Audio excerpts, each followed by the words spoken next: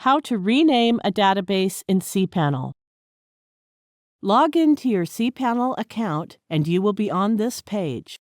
Go to the Databases section and click Manage Databases.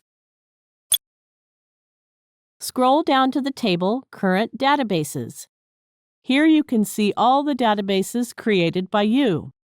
Click on the Rename button provided in the same row of the database you want to rename. For instance, we want to rename example_WP, then click on the Rename button. It gives a warning and you may create a backup. I will ignore it and proceed anyway. Now replace the old name with the new name.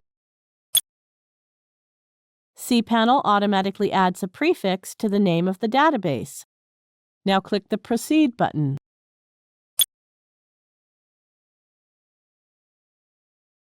Notice that the database has been renamed with the prefix.